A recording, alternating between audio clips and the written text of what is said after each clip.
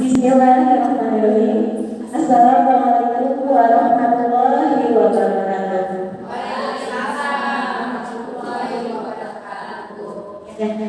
Alhamdulillahirabbil alamin. Wassalatu wassalamu ala asrofil anbiya'i wal mursalin wa alihi wa sahbihi ajmain, amma ba'du. Pertama-tama dan yang paling utama, marilah kita panjatkan puji syukur kehadiran Allah Subhanahu wa taala karena pada hari ini kita diberi kesempatan untuk berkumpul dalam kegiatan destinasi dalam keadaan sehat walafiat.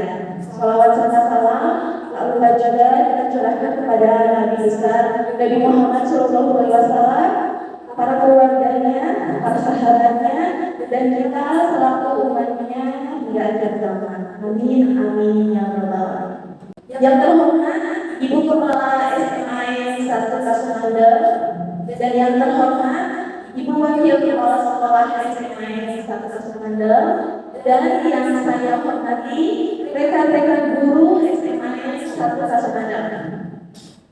Saya mengucapkan terima kasih banyak kepada ibu-ibu semua yang sudah bersedia meluangkan waktunya di siang hari ini untuk mengikuti kegiatan diseminasi budaya positif sebagai salah satu tugas dari kegiatan atau program guru penggerak.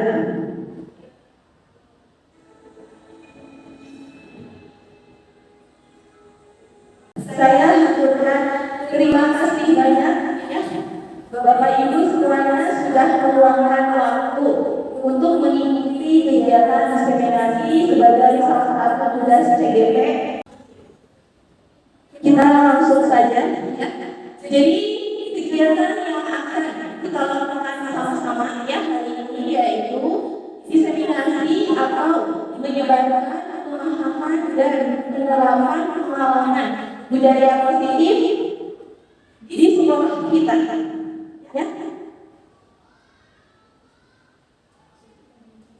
Nah, ada 8 topik yang akan kita bahas hari ini. Yang pertama yaitu tentang perubahan paradigma belajar. Yang kedua, disiplin positif. Yang ketiga, nilai-nilai kebajikan. Yang keempat, kebutuhan dasar manusia. Yang kelima, motivasi perilaku manusia. Yang keenam, tentang posisi kontrol guru. Yang ketujuh, keyakinan kelas. Dan yang terakhir tentang segitiga restitusi.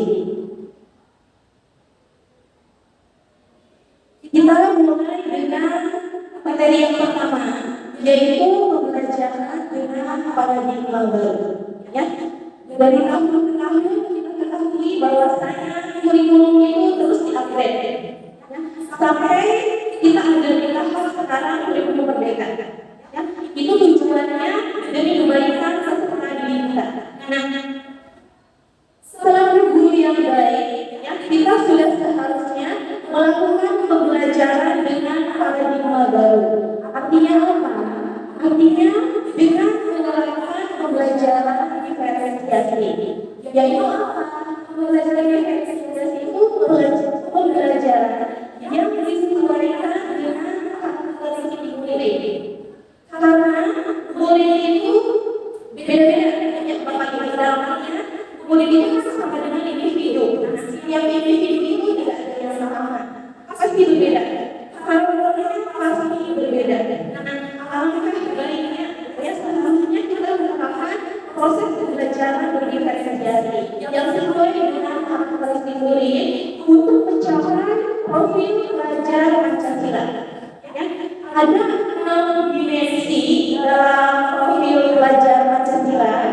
Yang pertama, beriman, bertakwa kepada Tuhan Yang Maha Esa dan berakhlak mulia, lalu kebinekaan global, bergotong royong, kreatif, bernalar kritis, dan mandiri. Nah, itu adalah goalnya kita sebagai pendidik.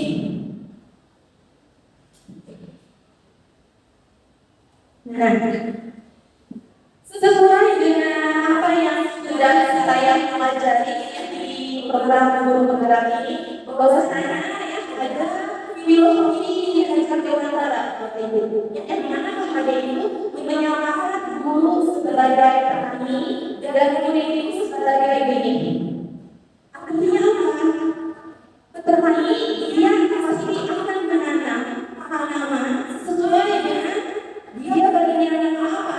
Ya misalkan di daerah kita mayoritas petaniannya yang padi, otomatis ini benih padi. Tumbuhnya pasti akan jadi padi. Tidak mungkin dan sangat mustahil ketika kita nanam benih padi lalu tumbuh jadi jagung atau gandum atau lainnya. Artinya apa?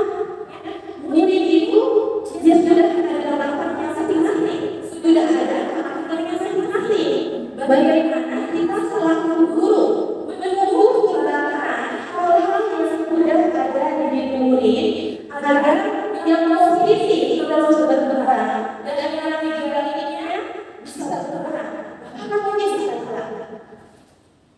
Nah ini ada kaitannya dengan isi konsepsi tentang teori kelompok. Kita selaku guru ternyata itu banyak isi konsepsinya. Salah satunya ada ilusi guru mengontrol murid, ilusi bahwa semua kekuatan positif, efektif dan bermanfaat. Lalu ilusi bahwa kritik dan pembahasan seseorang membentuk atau menguatkan karakter, dan ilusi bahwa orang dewasa itu harus atau berhak memaksa. Kita bahas satu persatu. Yang pertama, ilusi guru mengontrol murid. Ini isi konsepsi ya. Jadi kita baru mungkin banyak yang sampai sekarang berpikir berkata bahwasanya saya guru, berarti saya berhak mengontrol murid. Nah ternyata itu sebuah paradigma yang salah. Kita tidak berhak mengontrol murid. Yang berhak kita lakukan hanya menuntut, membimbing, agar pendidikan agar murid bisa menemukan hal-hal positif yang ada di dirinya dan mengeluarkan hal-hal buruk atau potensi negatif yang ada di dirinya. Itu untuk ilusi yang pertama. Lalu yang kedua, ada ilusi bahwa semua kekuatan positif, efektif dan bermanfaat. Nah, ini kaitannya dengan pemberian bujukan, ya, kemajuan. Misalkan pas belajar, ya, ada guru yang misalkan menyampaikan kalian harus rajin sekolah ya. Nanti kalau kalian rajin sekolah, di nilai akhir di rapor ibu jamin nilai kalian di atas KKM. Nah, itu kan bujukan, rayuan. Sehingga siswa rajin dalam sekolah hanya untuk menggapai bujukan tersebut, bukan karena dari dirinya sendiri. Lalu yang ketiga adalah ilusi bahwa kritik dan membuat orang merasa bersalah dapat menguatkan karakter. Itu juga kurang. Kamu kenapa kayak gitu? Ibu kan udah capek-capek ngajarin kamu. Kenapa kamu malas-malas? Kamu kan jadi sedih. Artinya apa? Itu membuat diri merasa bersalah. Itu juga salah. Yang selanjutnya adalah ilusi bahwa orang dewasa memiliki hak untuk memaksa. Ya, kita sebagai guru tentu lebih dewasa dibandingkan murid-murid kita. Tapi bukan berarti kita berhak memaksa murid kita. Yang kita tidak boleh memaksakan sesuatu hal kepada murid kita. Karena tadi yang murid atau bakat atau potensi masing-masing. Setiap murid berbeda-beda. Nah, sekarang di sini ada materi tentang mengubah paradigma stimulus respon ke merupakan teori kontrol. Di sini ada perbedaan ya, stimulus respon dan teori kontrol. Untuk stimulus respon itu tekniknya sesuai kebutuhan, yang dimana kebutuhan kita sama. Sedangkan menurut teori kontrol itu realisasinya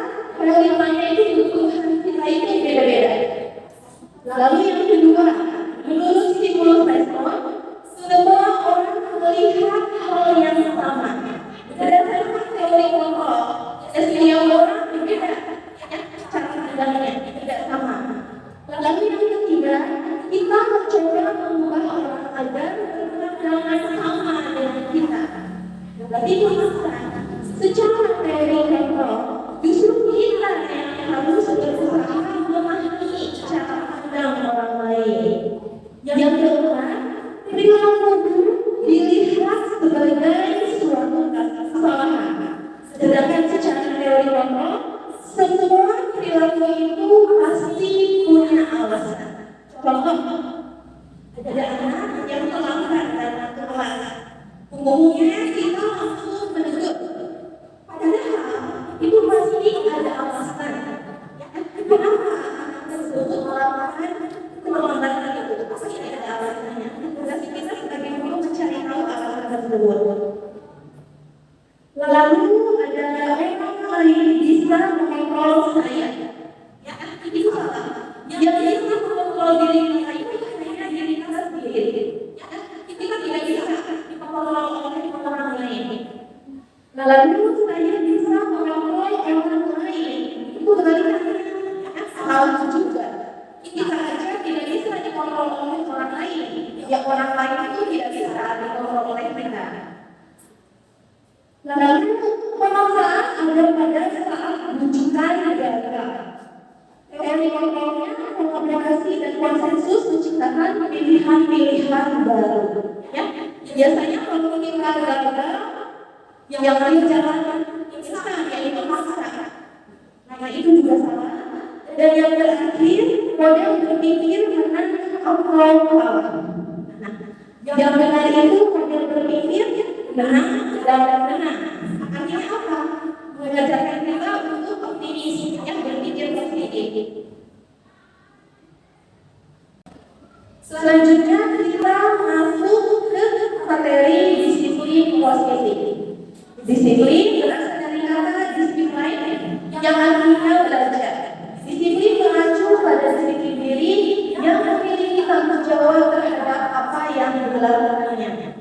Coba ibu-ibu, menurut ibu-ibu semua ya, contoh disiplin yang lumrah gitu ya, yang sudah dilakukan siswa-siswa kita sudah ada belum?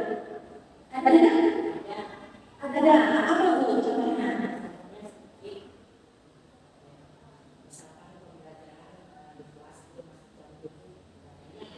Oke, ya.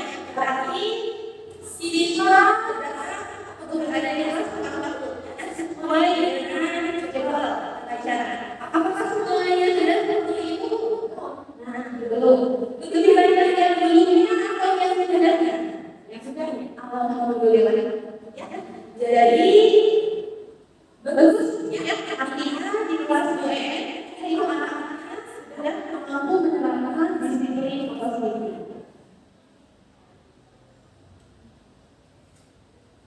Nah, sekarang untuk mencapai disiplin positif, jadi Bapak Ibu disiplin positif tidak hanya tentang tepat waktu, bertanggung jawab, banyak hal lainnya tentang disiplin positif. Kaitannya dengan nilai-nilai kebajikan. Nilai-nilai kebajikan yaitu nilai-nilai yang disepakati bersama, lepas dari suku, agama, bangsa, bahasa maupun latar belakangnya. Nilai-nilai ini merupakan payung besar dari sikap dan perilaku kita. Atau nilai-nilai ini merupakan fondasi kita berperilaku. Yang karena di sini judulnya saja nilai-nilai kebajikan. Dari itu sama dengan nilai-nilai positif. Ya. Sebelum saya lanjut, saya sudah membagikan sticky note kepada ibu. Saya minta untuk diisi dulu yang warna kuning. Ya, silakan ibu-ibu tulis 3 contoh nilai kebajikan yang ibu inginkan ada di murid-murid kita. Silakan.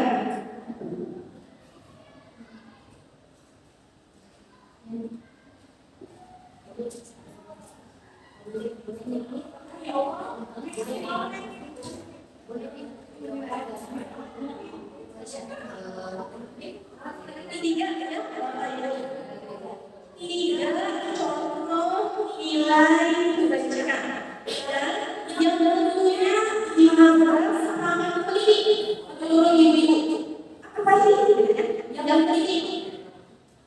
Nilai kebajikan yang penting wajib yang diharapkan dimiliki oleh siswa-siswa kita. Nah, nanti setelah dicatat, silakan ya ibu-ibu TPL di sana sudah saya beri judul ya, nilai-nilai kebajikan. Maka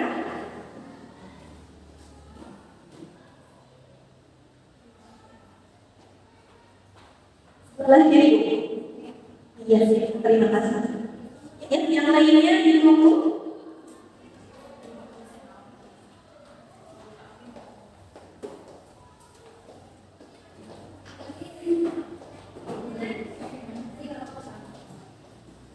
Ibu, jadi kita kan sedang membahas nilai-nilai kebajikan. Nilai-nilai kebajikan itu sama dengan nilai-nilai positif, nilai-nilai baik. Nah, ibu tuliskan 3 contoh nilai kebajikan yang mengharapkan terhadap diri kita. Iya, ketiga.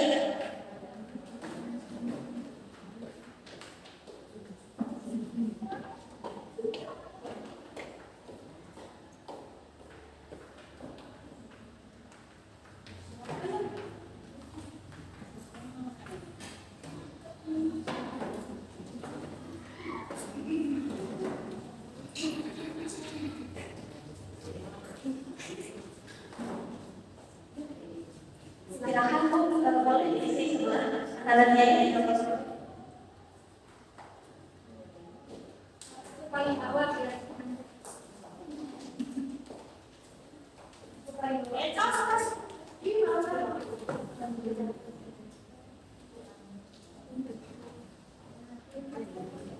Oleh anak kecil itu kan.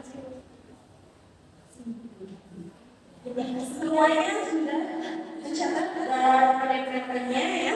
Coba kita lihat sama-sama. Disiplin, bertanggung jawab, religius, jujur, tanggung jawab, rajin, disiplin, rajin, etika positif, bertanggung jawab, disiplin, jujur, taat kepada aturan, menghormati guru, semangat belajar tinggi, jujur, mandiri, disiplin, membiasakan berdoa sebelum pembelajaran, salam sapa sopan dan santun, menghormati sesama. Lalu ada responsif, aktif, rajin, sopan, bersalaman, mengucapkan salam, mohon izin apabila ada keperluan. Religius, misalnya selalu berdoa di setiap awal dan akhir kegiatan, disiplin waktu, mengerjakan tugas tepat waktu, membiasakan di awal belajar berdoa, disiplin waktu, jujur, kreatif, tepat waktu, dan honesty. Nah, semua yang ibu-ibu tulis ya, betul ya, ibu halaman atau nilai nilai kebajikan yang kita sangat harapkan bisa tumbuh dan berkembang di peserta didik kita. Dari sekian nilai-nilai kebajikan yang ibu tulis, itu mayoritas tulis disiplin dan rajin. Ya kan, sedikit dalam artinya banyak yang menulisnya disiplinnya itu tepat waktu. Artinya apa? Mungkin itu diambil dari pengalaman ibu-ibu dalam artinya ibu-ibu kita masih merasa bahwa peserta didik kita dalam hal disiplin tepat waktu itu sangat ini. Kalau tadi BN mengatakan lebih banyak yang sudah tepat waktu, artinya di kelas lain kita telah lagi apakah anak-anak sudah tepat waktu atau belum. Terima kasih ibu-ibu sudah menuliskan contoh dari nilai kebajikan.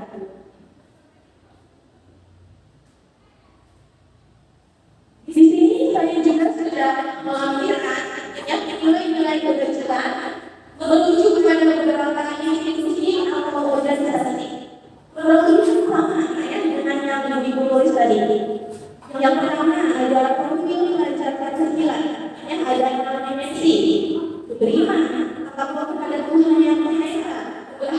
ya, dimensi yang pertama. Yang kedua mandiri, ketiga bernalar kritis, lalu ketika anggota, gotong royong dan kreatif.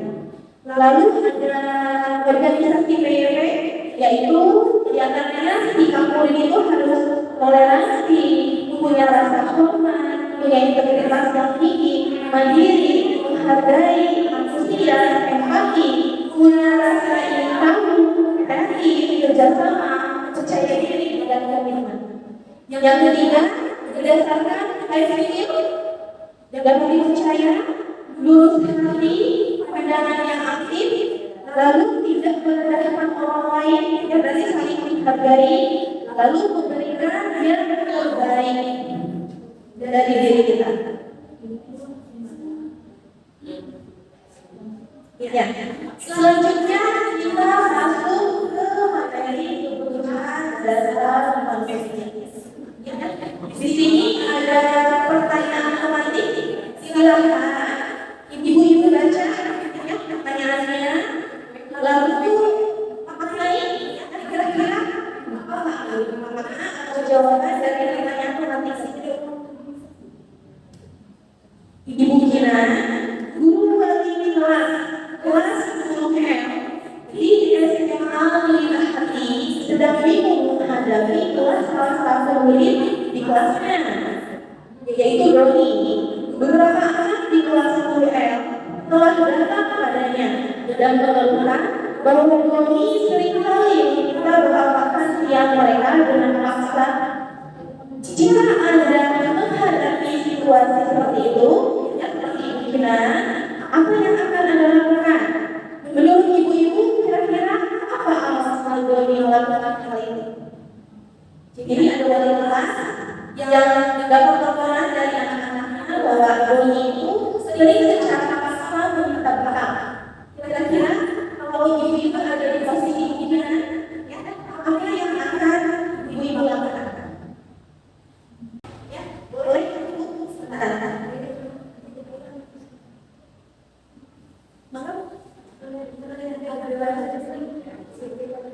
Gimana Bu? Kalau saya kadang-kadang berbeda dengan apakah memang sangat tersebut karena orang tuanya itu terbatas.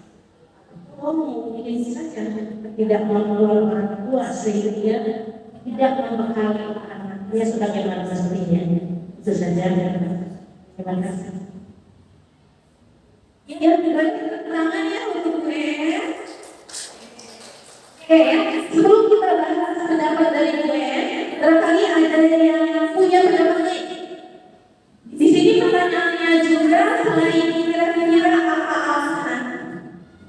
Ada pertanyaan satu lagi ya, apa yang akan dilakukan kalau ada di posisi pimpinan? Maka siapa?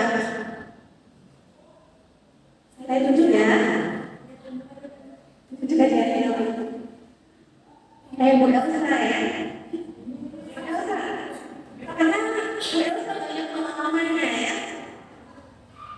Boleh maju ke depan nanti.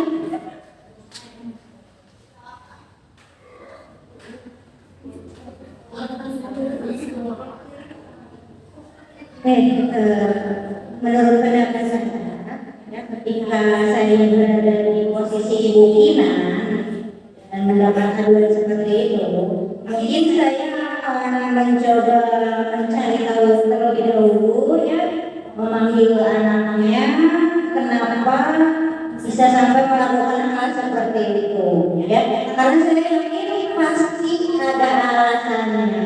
Setelah mungkin nanti tahu alasannya, baru nanti kita tindak lanjut lagi ke depannya seperti apa. Yang jelas kita tidak boleh menjudge anak tersebut dulu sebelum kita tahu alasannya. Seperti itu sih begini dengan alasan. Boleh ya, pertanyaan buat Elsa. Cukup ya dua orang yang memberikan pendapat. Tadi gue sama Bu Elsa kurang lebih kesimpulannya sama.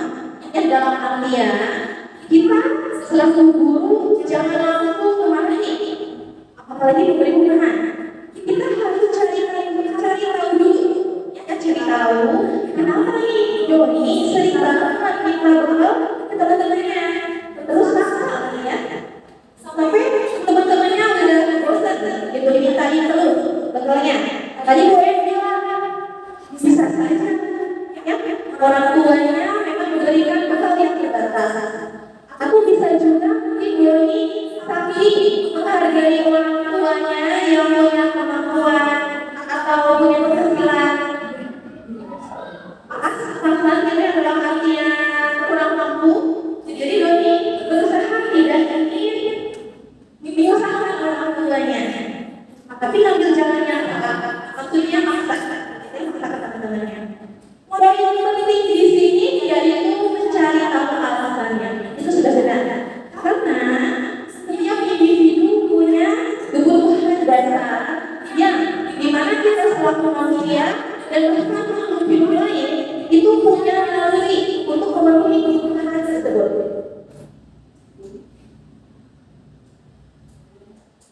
Nah, di sini ada definisinya ya, bahwa kebutuhan dasar manusia adalah segala sesuatu yang kita lakukan untuk mendapatkan apa yang kita inginkan. Seluruh tindakan yang kita lakukan memiliki tujuan tertentu, dan semua usaha terbaik yang kita lakukan adalah dalam rangka memenuhi kebutuhan dasar. Semua orang biasa berusaha untuk memenuhi kebutuhannya dengan berbagai cara tentunya ya. Bila mereka tidak bisa mendapatkan kebutuhannya dengan cara yang positif, mereka bisa melanggar peraturan atau melakukan hal-hal yang tidak sesuai dengan nilai kebajikan. Nah, ini ada 5 kebutuhan dasar manusia. Yang pertama, untuk bertahan hidup. Apa sih hal-hal yang bisa kita lakukan untuk bertahan hidup? Contohnya makanan, pakaian, tempat tinggal, keamanan, kesehatan. Itu beberapa poin yang pasti kita berusaha memenuhinya. Tujuannya apa? Agar kita bisa bertahan hidup. Mana ada makhluk hidup yang tidak mau bertahan hidup? Ya, kecuali kalau ada pun itu ada masalah dengan psikisnya, gitu. Yang kedua, kebutuhan tentang kasih sayang dan rasa diterima. Ya, saya juga yakin kita semua ya ibu-ibu di sini termasuk saya, ini butuh juga ya kasih sayang dan rasa diterima, khususnya dari orang-orang terdekat. Ya, di sini seperti rasa diterima, dipedulikan, berbagi, bekerja sama, menjadi bagian dalam kelompok. Lalu kebutuhan yang ketiga adalah penguasaan. Contohnya harga diri, keinginan untuk dianggap, memimpin, berprestasi, diakui, didengar. Penguasaan. Karena siswa itu perlu diberikan kepercayaan oleh kita. Ketika seorang anak diberikan kepercayaan, itu pasti mereka itu termotivasi untuk melakukan hal sebaik mungkin tentang tanggung jawab tersebut. Walaupun ada saja yang murid di mana dia sudah diberi tanggung jawab tapi lalai dalam melakukan tugasnya. Kebutuhan yang keempat atau kebebasan mandiri, ya contohnya memiliki pilihan, mencoba hal baru, mampu mengendalikan arah dirinya. Di sini yang mungkin sering ibu-ibu hadapi ya, masalah pilihan. Nah, kita di kita di kurikulum Merdeka sekarang banyak mata pelajaran yang masuk ke dalam kategori pilihan, tidak wajib lagi. Apa upayanya yang kita lakukan? Dengan melakukan voting, yang sebenarnya anak-anak diberikan form di mana mereka memilih segalanya kemampuan apa. Itu sudah bagus, ibu ya. Tapi apa? Kita sudah menyediakan wadah untuk fasilitasi anak agar mereka bebas memilih kelompok-kelompok yang mereka minati, sehingga yang tidak suka fisika tidak akan memilih fisika, yang suka matematika pasti memilih matematika, karena semuanya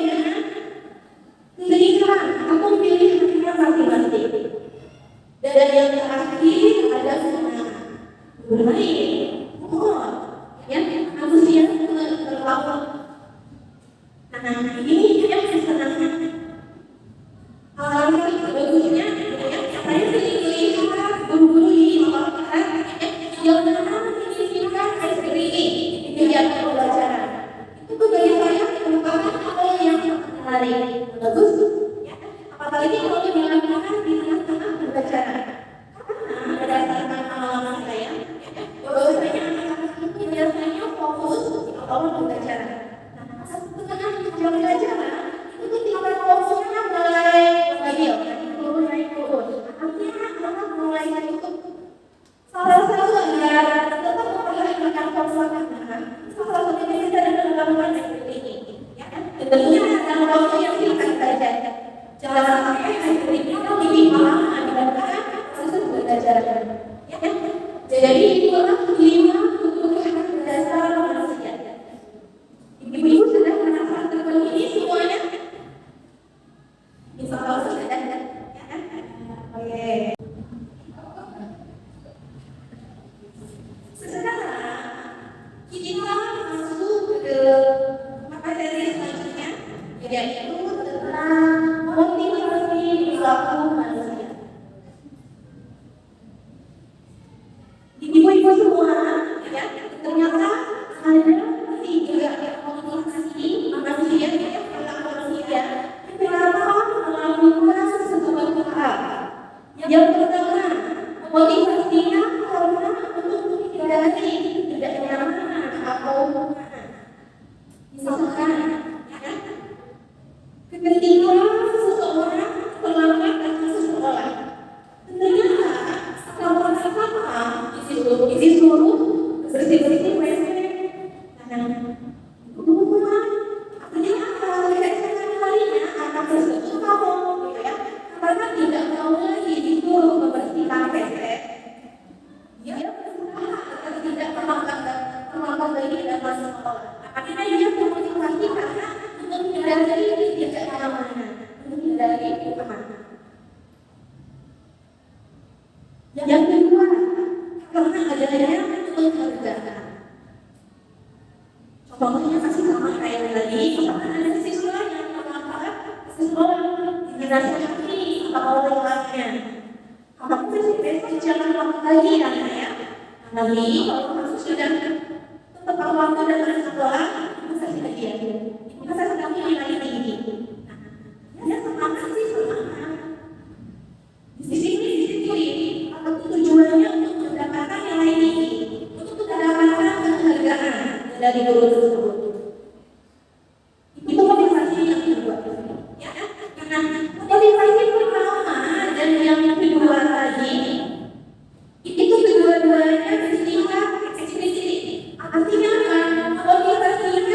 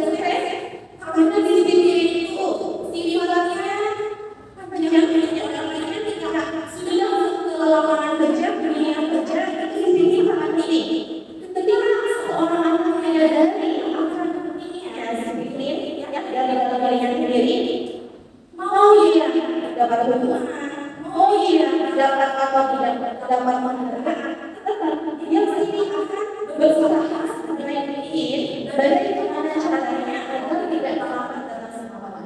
Jadi motivasinya yang perlu kita tumbuhkan dalam jiwa atau pemikiran serta diri kita. Nah, ketika ada peserta didik yang melakukan kesalahan, tentu sudah sepatutnya kita seorang guru memberikan tindakan. Ada tiga tindakan di sini, ya. Ada hukuman, konsekuensi, dan ada restitusi.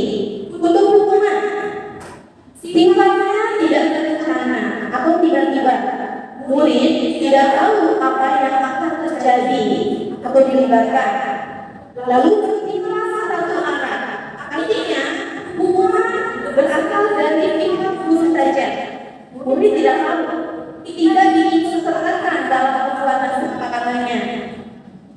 Hukuman bisa berupa fisik maupun psikis. Yang contohnya, ketika ada seorang anak yang tidak mengumpulkan tugas, lalu betul-betul memberikan hukuman dalam hal kamu tulis kalimat saya berjanji tidak akan melambat lagi mengumpulkan tugas sebanyak 1000 kali. Nah, itu termasuk kategori hukuman. Karena anak tidak tahu sebelumnya bahwasanya akan dihukum seperti itu. Berarti pihak ada satu arah asal dari itu saja. Itu berdampak bagi diri siswa. Ya, salah satu dampaknya akan jelas capeknya, tapi tulisnya kalimat lalu selalu, ya, dan hal-hal negatif lainnya. Jadi hukuman itu sifatnya memberikan dampak negatif kepada diri siswa. Dan itu jangka panjang. Pasti akan diingatkan oleh siswa tersebut. Apalagi kalau hukumannya yang lebih berat, yang itu pasti membekas sekali. Yang kedua adalah konsekuensi. Rencana atau disepakati sesuai peraturan, murid tetap dibuat tidak nyaman. Sikap guru selalu memonitor murid. Untuk konsekuensi, kurang lebih hampir sama ya dengan hukuman. Tapi ada bedanya ya, di mana hukuman pihak mendadak. Kalau konsekuensi ini sudah disepakati sebelumnya dengan siswa. Ya kan itu. Tapi tidak sifatnya pemberian sanksi. Cuma nanti sifatnya mengetahui bahwa itu adalah kesepakatan yang sudah disepakati. Ya. Ketika melakukan suatu kesepakatan, sepakati dalam sanksi dalam konsekuensi apakah? Ya, jadi siswa dilibatkan dalam pembentukan konsekuensi. Yang ketiga ada restitusi. Nah, ini yang paling efektif, ya, di mana proses menciptakan kondisi bagi murid untuk memperbaiki kesalahan dan berupa proses kolaboratif yang mengajarkan murid untuk mencari solusi sendiri. Untuk restitusi ini ada pembahasannya di bagian akhir yang tidak restitusi, kita lanjut dulu. Ya, silakan Bapak Ibu ditentukan pilihannya berarti hukuman atau konsekuensi. Di sini ada contoh. Murid diminta untuk push-up 15 kali karena tidak menggunakan masker sekolah. Ini ceritanya dari contoh ini ya. Kita wajib pakai masker waktu itu. Makanya ada anak yang tidak pakai masker disuruh pakai 15 kali. Hukuman atau sanksi di dia. Hukuman atau konsekuensi ya. Punya bingung ya. Hukuman atau konsekuensi? Iya. Hukuman, ya. Bu Yuli, hukuman atau konsekuensi? Hukuman.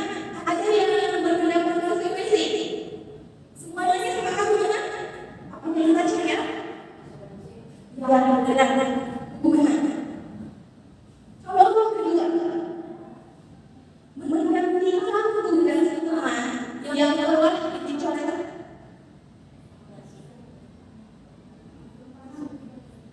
Menggantikan kesalahan ada tugas sesuai kerajinan atau misalkan sama temannya dicoret-coret. Ya, di sini yang laki-laki lebih ke akademiknya, sama catatannya bukunya. Coret-coret sudah sama jadi itu kira-kira konsekuensi atau hukuman? Konsekuensi. Ada hukuman akan konsekuensi. Ya, betul ya, konsekuensi. Yang ketiga, berjemur di lapangan basket pukul 12 siang hari karena mengobrol dengan teman. Jadi yang belajar ini, kamu yang belajar, ngobrol aja ya. Sana kemana? Berjemur ya, sama saja yang belajar di luar sampai jam. Hukuman atau konsekuensi? Ya, hukuman. Selanjutnya, membersihkan matahari di meja tulis karena sesuai pada saat belajar. Di luar air, di luar air bersihin itu konsekuensi atau bukan? Konsekuensi. Iya, bagus ya. Ibu-ibu sangat sudah apa dari bedanya dan konsekuensi. Oh ternyata masih ada.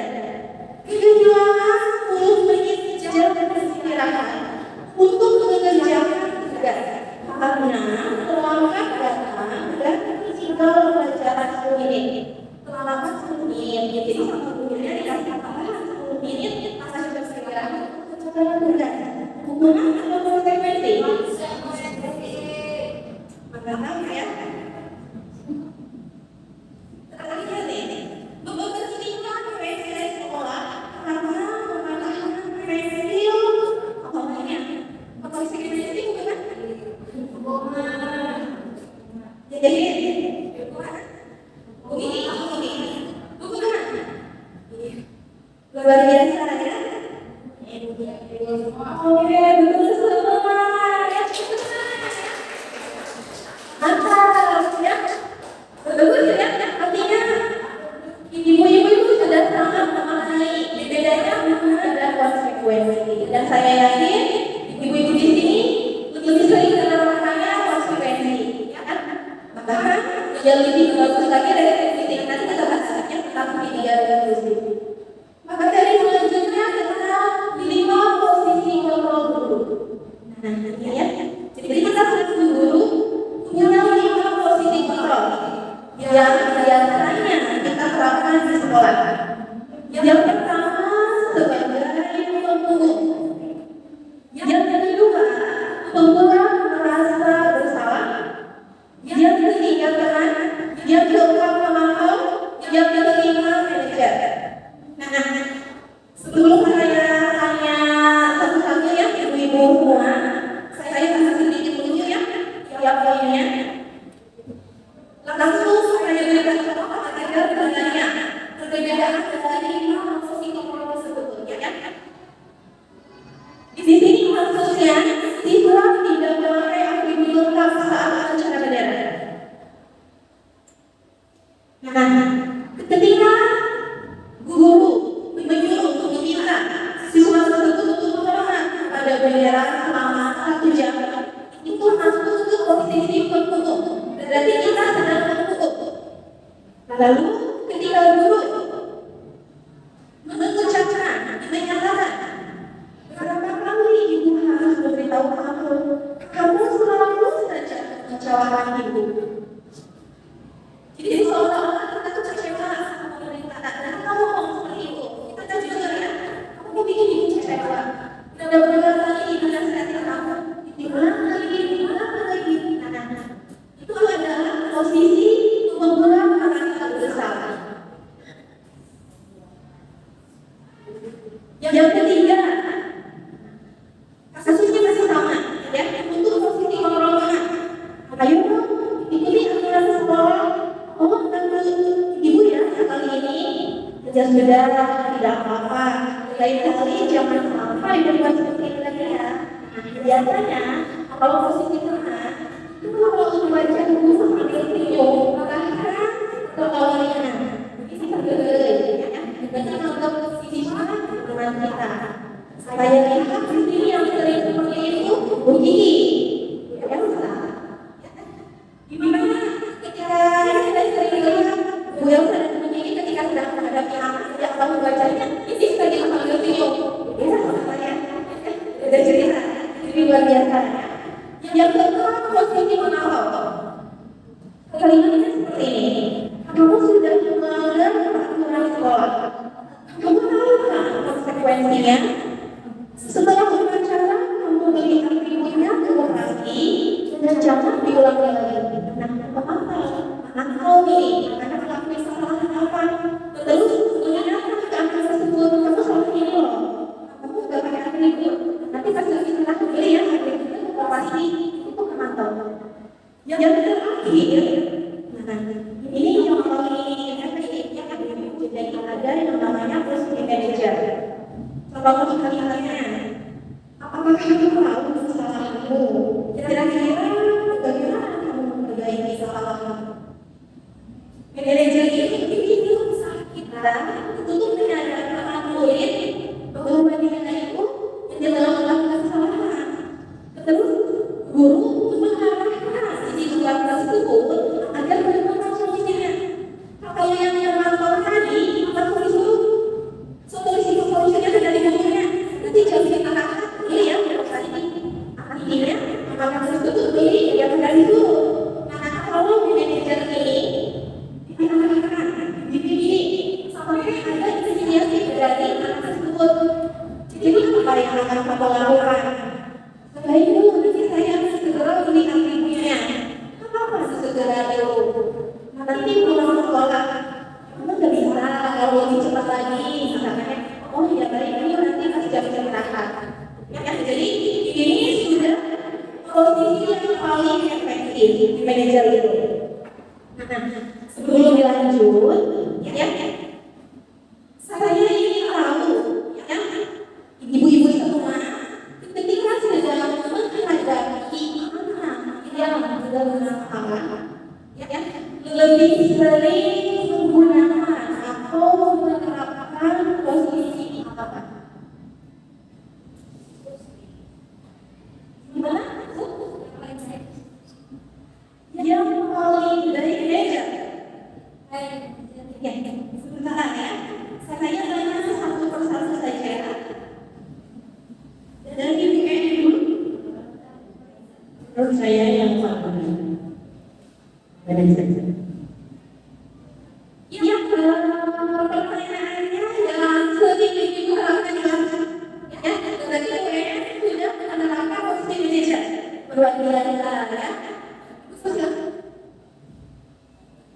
Ada kalanya kita dihadapkan situasi yang spontanitas ya. Jadi ketika anak berbuat menurut kita yang berbuat kesalahan, kan kondisi kita itu spontanitas. Memang idealnya sebagai seorang manajer, tapi ada kalanya seorang guru pun dipengaruhi oleh guru, sehingga sadar atau tidak sadar kita kadang melakukan sesuatu seperti kita langsung hukum tanpa apa yang ada tahapan terlebih dahulu.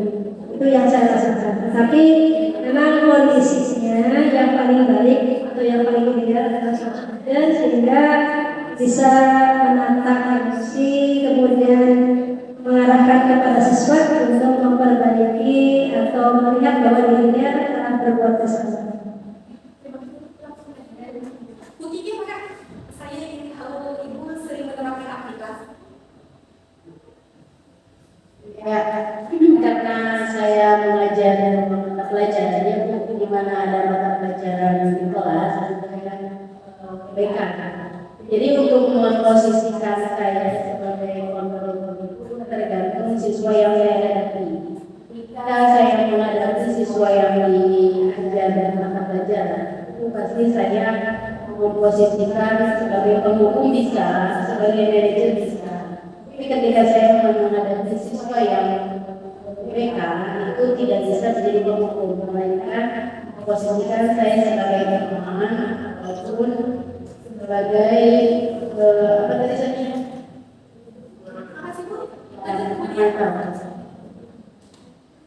Kalau untuk saya pribadi, saya sering mendapatkan posisi kontrol sebagai guru itu sering ke membuat rasa bersalah ya, karena kalau menghadapi anak yang lebih ke hal negatif suka kamu tuh gak kasihan ya sama orang tua kamu tuh gitu, jadi yang lebih ke membuat rasa bersalah seperti itu.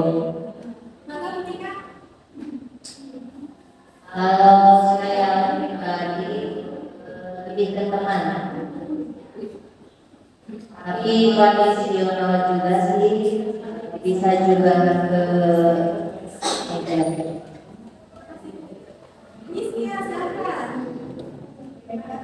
Kalau saya mungkin hampir sama dengan rekan yang lain. Mungkin semuanya tergantung kepada anaknya, siswanya juga terhadap kasus apa, mungkin semua pendekatan, tapi lebih seringnya adalah manajer dan juga. Oke, terima kasih. Bu Niki, silakan. Mungkin saya juga sama tergantung aku lebih sesering mungkin mereka membuat kesalahan nantinya dari mana, terus mungkin jadi orang bersalah, terus nanti memantau terus yang dialami ya pasti. Kalau saya pribadi ya dalam posisi kontrol guru ini tadi ada 5 pilihan ya. Kalau yang ditanyakan sering saya lakukan yaitu mungkin di posisi ketiga ya, yaitu sebagai teman. Tapi sejauh yang sudah ini saya lebih sering memposisikan diri saya sebagai teman. Sekali juga saya jadi membuat rasa bersalah yang saya hadapi kan anak-anak berkebutuhan ya. Jadi sejauh ini itu sih tidak tahu nanti kalau saya mengajar anak-anak yang dewasa yang sedang labil begini, mungkin nanti kan idealnya dari posisi manajer ya, mungkin nanti dimulai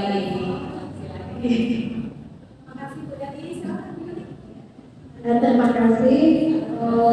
Dulu di sana, kebanyakan saya memposisikan sebagai teman. Ya.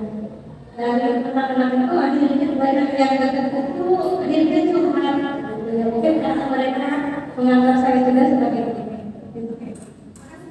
Terakhir Bu Fitri, silakan. Ya, terima kasih.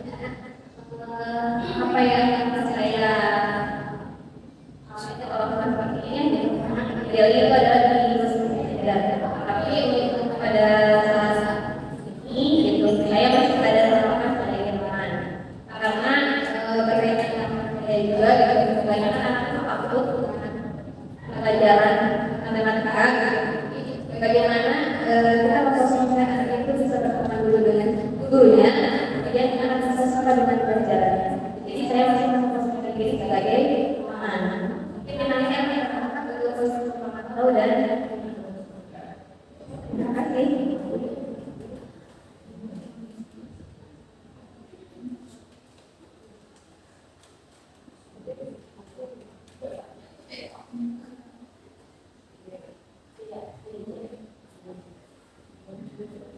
Ya, luar biasa ya. Ternyata rekan-rekan saya sudah banyak yang menerapkan posisi manajer. Walaupun dari segi prestasi mungkin masih rendahnya kalau dibandingkan dengan beban rasa bersalah. Nah, kalau saya pribadinya, jujur sebelum saya mengikuti kegiatan program penggerak ini, dari 5 posisi kontrol ini saya lebih sering menerapkan posisi pendukung dan membuat rasa bersalah. Ya, karena bagi saya awalnya, saya berpikir ketika anak tersebut mengulang dan mengulang terus kesalahan, yang harus diberi sanksi, ya, atau minimal dibuat merasa bersalah. Contoh, membuat kamu susah kalian melawan kamu. Mereka tuh punya harapan kamu itu bisa menaikkan derajat mereka. Setidaknya kamu punya kehidupan yang jauh lebih layak dari mereka. Itu harapan orang-orang kamu. Tapi kamu mengecewakan mereka. Ya, saya juga sering memberikan hukuman, memberikan sanksi kepada anak-anak yang berbuat kesalahan. Nah, ketika saya mengikuti program bergerak ini, berasa tertampar keras ya ibu, dan ternyata saya sama ini. Perasaan ya, kalau udah sama di 2 tahun yang lalu ketika saya mengajar, jadi kebetulan saya mengajar hampir di semua tingkat, ya, tapi waktu yang hanya 4 kelas, kelas 11 yang 3 kelas, kelas 12 yang 2 kelas, itu kalau dimulai saya kategori guru terdapat. Saya nggak kaget, karena memang saya sendiri menerapkan posisi untuk bahkan murid-murid yang dibuat nanti oleh saya, yaitu pengalaman saya. Dan sebelum kegiatan program bergerak, di mana saya tidak tahu akan salah saya tersebut. Dulu saya mikirnya ya saya sudah benar sisi sanksi, ngasih pelajaran, mana masalahnya, ya begitu.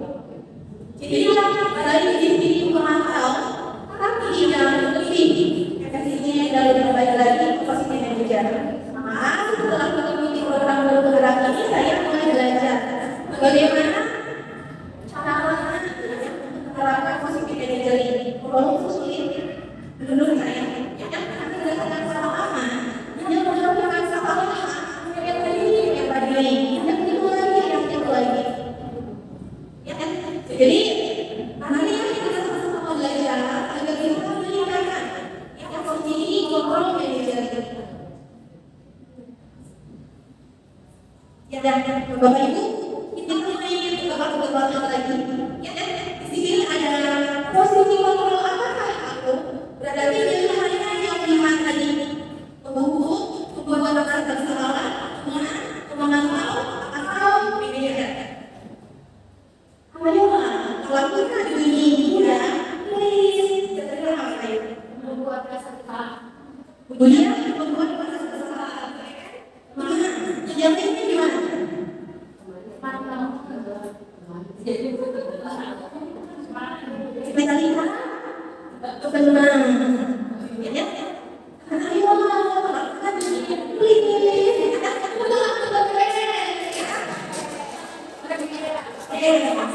Yang kedua, kamu tidak pernah mengenal alasannya.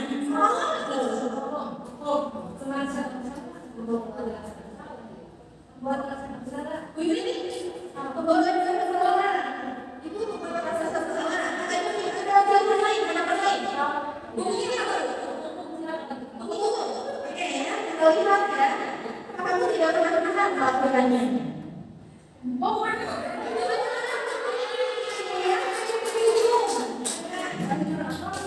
Yang ketiga, apa cara untuk menyelesaikan masalah ini?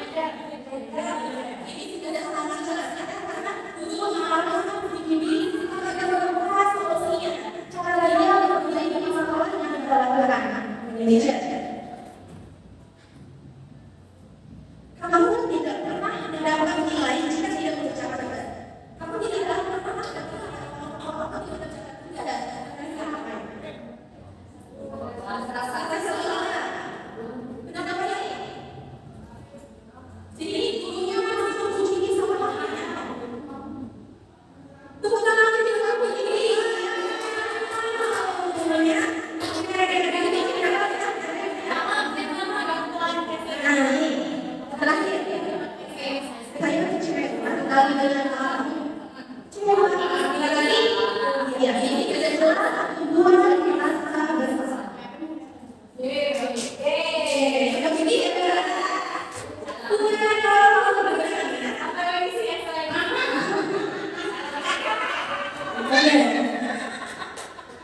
Di sini ada pertanyaan, mengapa yang salah? Mengapa bukan kata-kata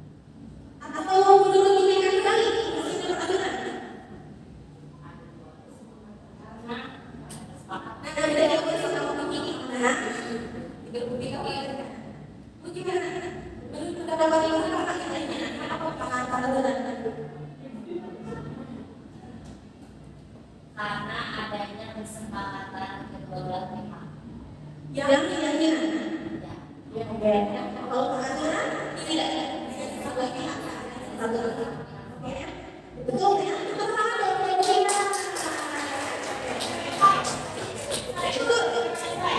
Tidak adalah dua pihak. Dari hasil apa? Dari hasil kesepakatan. Jadi ini hasil hubungan. Ini dari kesepakatan itu untuk membangun kesejahteraan. Kalau peraturan ini artinya pihak hanya ini sekolah atau guru yang membuat.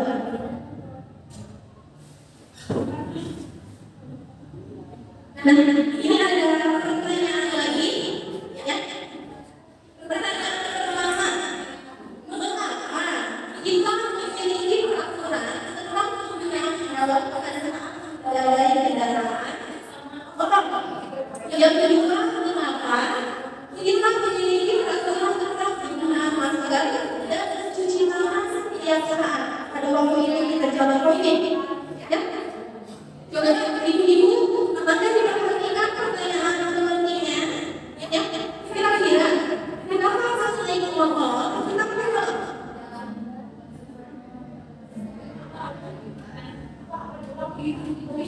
Kenapa selain ngomong, kenapa enggak?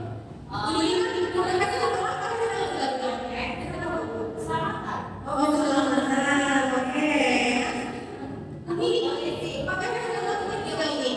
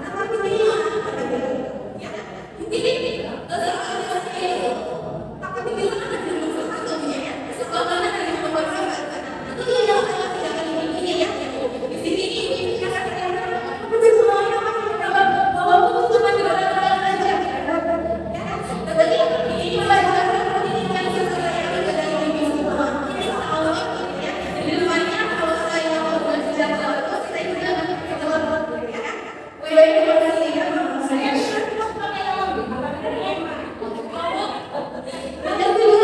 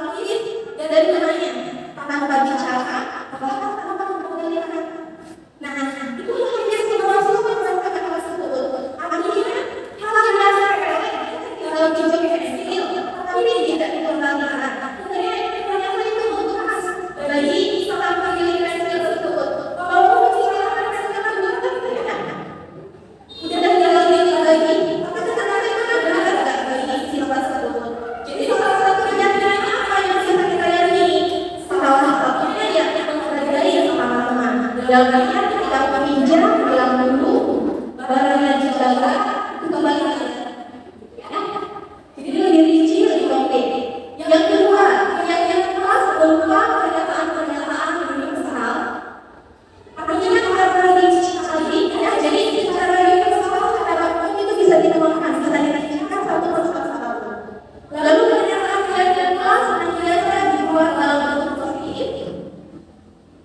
Gak mungkin juga ya, keyakinan dalam bentuk negatif. Kita perhatikan keyakinan yang terjadi kalau negatif itu, ya. Lalu keyakinan keras hendaknya tidak terlalu banyak sehingga mudah dilihat dan dipahami oleh semua warga kelas. Maksudnya tidak terlalu banyak itu berarti disimpulkan dengan kalimat universal. Sekarang tadi tidak meminjam sembarangan, tidak mengambil barang sembarangan, lain seperti itu. Tapi bisa kita menggunakan kalimatnya dengan selalu berbeda. Nah, kalimat harga itu universal. Jadi nanti di dalamnya juga kecakapannya. Ya. Lalu keyakinan keras sebaiknya sesuatu yang dapat diterapkan di lingkungan tersebut. Semua warga kelas hendaknya ikut berkontribusi dalam pembuatan keyakinan keras atau kegiatan. Curah berapa? Kata-kata di curhat, kamu gimana nih? Apa pengen gimana? Ya. Lalu bersedia menimbul kembali keyakinan keras dari waktu. Jadi harus mengupgrade ya. Barangkali ada tambahan dari tadi kita. Terakhir, ya ada materi tentang segitiga restitusi. Segitiga restitusi adalah suatu proses dialog yang dijalankan oleh guru atau orang tua agar dapat menghasilkan murid yang mandiri dan bertanggung jawab. Proses dialog ini terdiri dari 3 langkah yang digambarkan pada ketiga sisi. Di ketiga sisi segitiga ini pertama adalah menstabilkan identitas, yang kedua validasi tindakan salah, yang ketiga menanyakan keyakinan. Yang pertama menstabilkan identitas. Kita sebagai guru kalau salah sudah melakukan kesalahan. Tapi kita jangan sampai membuat hal tersebut benar jadi diterapkan. Apa salah? Jadi ada posisi menstabilkan identitas. Berdasarkan prinsip permasalahan adalah bagian dari proses pembelajaran. Contoh kalimatnya, yang tadi tahu berbuat sekali itu belajar. Selalu maksudnya itu akan salah. Jadi sangat ada aplikasi di dalamnya. Tidak akan kita bawa banget. Lalu kita juga dengan tindakan kesadaran. Ibu bapak juga pernah melakukan itu. Ibu tidak mau mencari siapa yang salah, tapi ibu ingin mencari solusinya sama. Kamu udah lagi. Ya, jadi ini salah satu beberapa ya, contoh kalimat stabilkan identitas. Ada posisi dia seperti itu. Ya, tidak dalam satu kita sedang dijawab. Karena tadi sedikit dari perspektif dalam kata dulu dengan akhirnya apa dengan diri agar kecenderungannya sifat atau sikap sisi positif, ya, kesadaran ketika anak sedang berbuat apa-apa. Tahap yang kedua, validasi tindakan yang salah. Berdasarkan prinsip setiap perilaku berupaya memenuhi suatu kebutuhan. Contoh kalimatnya, kamu pasti punya alasan mengapa melakukan hal itu. Padahal kamu bisa melakukan yang lebih dari ini ya. Kamu harus bangga atau memiliki sesuatu yang penting buat kamu. Kamu melakukannya karena mempertahankan sesuatu yang penting bagimu. Intinya, validasi tindakan yang salah. Yang ada kesalahan dia, itu validasi oleh diri dia sendiri bahwasanya dia bersalah. Tapi ada alasannya. Jadi tugas kita memvalidasi, mencari tahu kenapa tindakan itu dilakukan. Yang ketiga, menanyakan keyakinan. Berdasarkan prinsip teori umum bahwa pada dasarnya kita merupakan secara prinsip. Contoh kalimatnya, kita kan sudah diberikan yang kelas. Coba apa yang merasakan? Nilai-nilai apa yang telah disepakati bersama? Seperti apa gambar sebuah kelas yang ideal menurut kamu? Tapi ini jadi barang seperti apa? Itu contoh beberapa dalam menanyakan keyakinan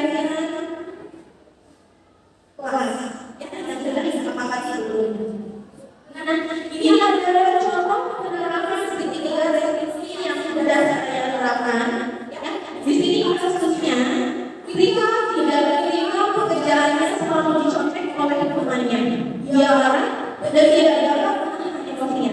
Jadi kalau satu kasus di luar saya, yang dimana ada salah satu anak, di sini saya mengamalkan namanya ya, ada salah satu siswa yang sering konflik ke temannya, dan temannya dicontek merasa tidak nyaman atau terjadi banget emosi anak-anak, dan saya mengatakan dari ya bahwa saya lingkungan dan Ica yang namanya itu mereka sudah berkeluarga. Nah saya mencoba menerapkan di 3 dari situ.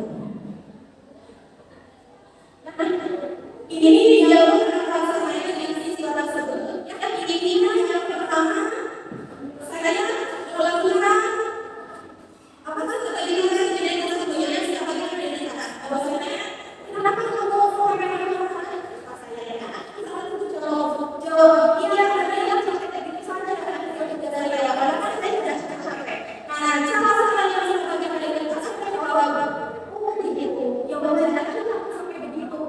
ibu juga kalau ada yang posisi kamu pasti yang bermanfaat sama aku juga pasti akan marah karena kita sama juga dengan kita ya kalau masuk juga kalau dari ini tidak ada masalah ketika ini dia bisa karena bergerak di jajarannya maka marah bisa saya belajar tidak ada salahnya tapi ketika tahulah bahwa marah-marah apabila bergerak di jajaran salah yang kurang salah artinya itu validasi tidak salah. Maka itu menanyakan keyakinan. Jadi apa keyakinan yang melanggar saling menghargai sampai akhirnya saya mengatakan semua untuk cari solusinya sama-sama. Solusinya adalah ketika benar-benar keyakinan yang apa sabar. Bahwasanya dia harus belajar lebih sabar lagi dalam menghadapi semua yang bersalah di kelasnya ya. Tidak sampai tidak terpancing emosi karena dia beberapa kejadian.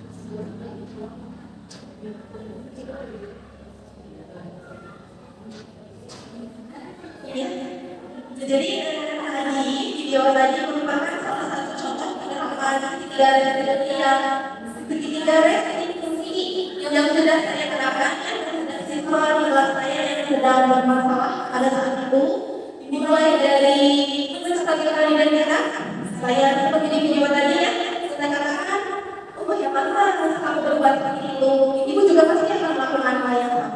Lalu kalian tindakan yang salah. Saya menanyakan alasan dia kenapa melakukan hal tersebut. Sampai ada di tahap menanyakan pendampingan.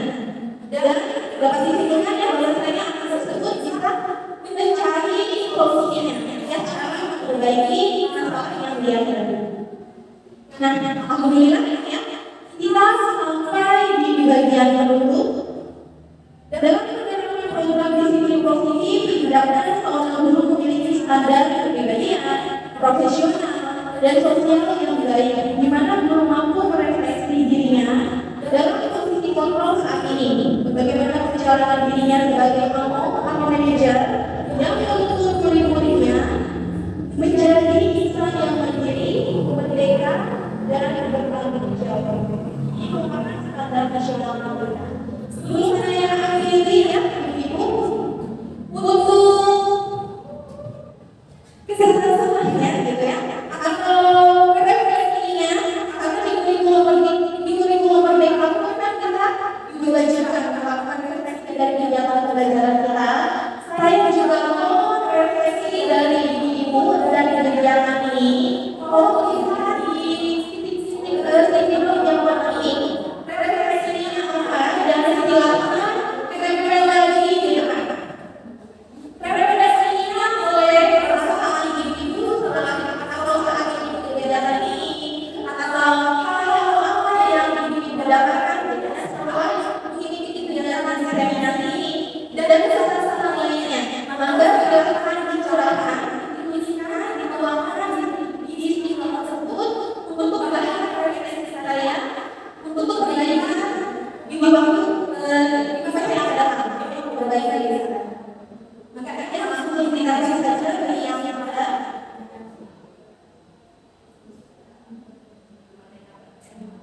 Tentang kegiatan kali ini, udah ada yang tentang belajar.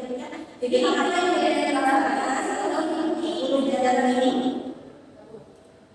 Sejujurnya ya,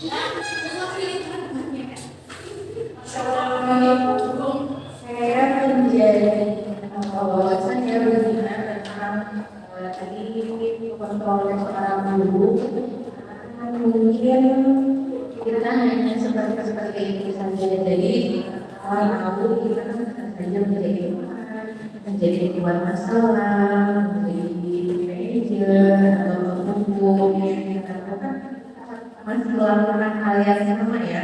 Jadi dari sekian penjelasan yang kita kasih itu, saya cukup berterima kasih karena mengetahui. terima kasih. Ya, terima kasih Bu Dini karena saya.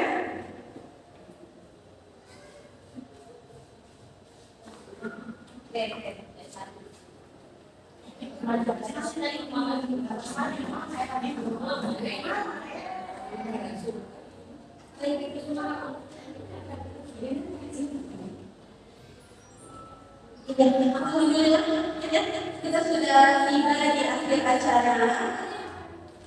Semoga setelah mendapatkan sedikit ilmu yang saya dapatkan di program pendidikan guru, semoga bermanfaat bagi kita semua. Semoga kita